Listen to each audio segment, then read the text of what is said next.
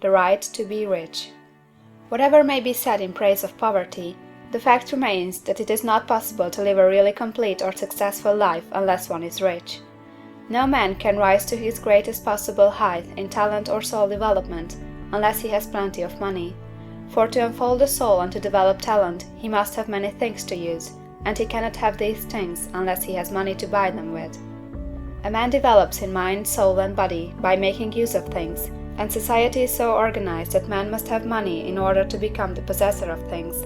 Therefore, the basis of all advancement for man must be the science of getting rich. The object of all life is development, and everything that lives has an inalienable right to all the development it is capable of attaining. Man's right to life means his right to have the free and unrestricted use of all the things which may be necessary to his fullest mental, spiritual, and physical unfoldment, or, in other words, his right to be rich. In this book, I shall not speak of riches in a figurative way. To be really rich does not mean to be satisfied or contented with a little. No man ought to be satisfied with a little if he is capable of using and enjoying more.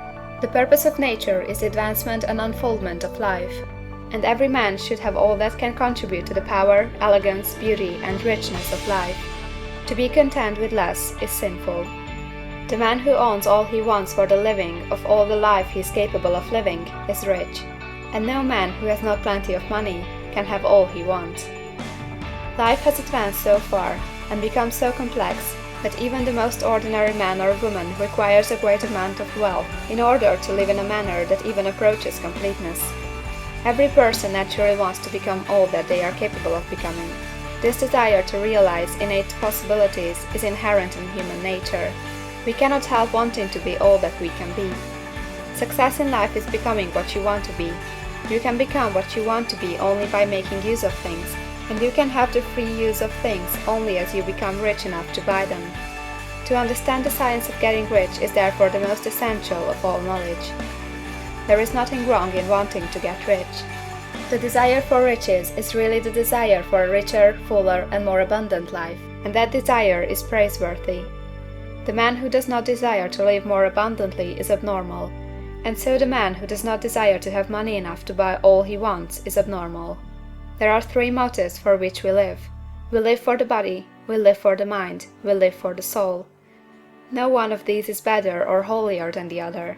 All are alike desirable, and no one of the three, body, mind, or soul, can live fully if either of the others is cut short of full life and expression. It is not right or noble to live only for the soul and deny mind or body, and it is wrong to live for the intellect and deny body or soul. We are all acquainted with the loathsome consequences of living for the body and denying both mind and soul, and we can see that real life means the complete expression of all that man can give forth through body, mind, and soul. Whatever he can say, no man can be really happy or satisfied unless his body is living fully in every function, and unless the same is true for his mind and his soul.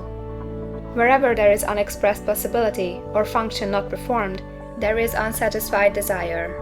Desire is possibility seeking expression, or function seeking performance. Man cannot live fully in body without good food, comfortable clothing, and warm shelter, and without freedom from excessive toil.